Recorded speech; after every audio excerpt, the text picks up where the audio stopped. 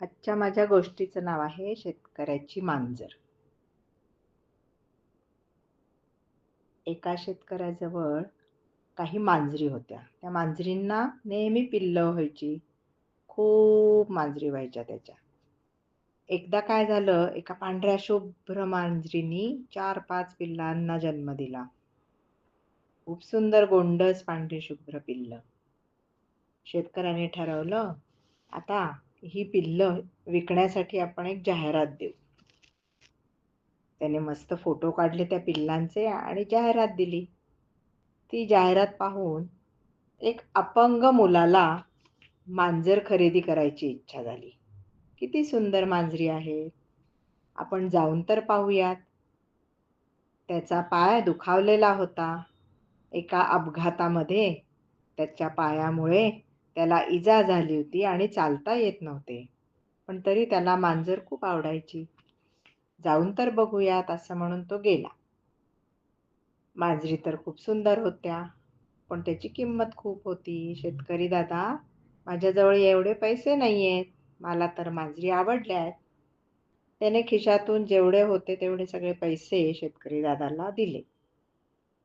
शेतकरी दादा म्हटला, हे बघ, हे खूप सुंदर, छान, गुबगुबीत, पांढरे शुभ्र मांजर घेऊन जा. त्या मुलाने काय केलं, ते मांजर हातात घेतलं, त्याला कुरवाळलं. त्याला ते खूप आवडलं, पण ते त्यांनी परत प्रेमाने खाली ठेवून दिलं. नंतर त्या मुलाने त्याच पिल्लांमधलं एक असं मांजराचं पिल्लू होतं की ज्याचा पाय दुखावला होता आणि त्याला नीट चालता येत नव्हतं.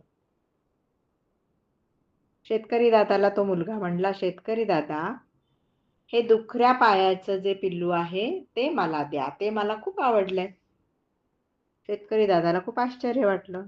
अरे, मी तुला एवढी सुंदर मांजर देत होतो, पण तू ही अपंग मांजर का बरं निवडलीस? मुलाने काय उत्तर दिलं माहिती आहे? तो म्हणाला, अहो शेतकरी दादा, मी पण एका पायाने दुखावला गेलो आहे. मला पळता येत नाही. मग या मांजरासाठी असाच मालक हवा की जो या मांजरीची दुखऱ्या पायाची व्यथा समजू शकेल. तर तुम्ही मला हेच मांजर द्या. शेतकरी दादाला खूप कौतुक वाटले त्या मुलाचे आणि त्याने ते मांजरीचं पिल्लू त्याला दिलं आणि तो छान आनंदामध्ये पिल्लू घेऊन घरी गेला. या गोष्टीवरून काय बोध घ्यायचा? एकमेकांना समजून घेणाऱ्या लोकांची जगात गरज आहे.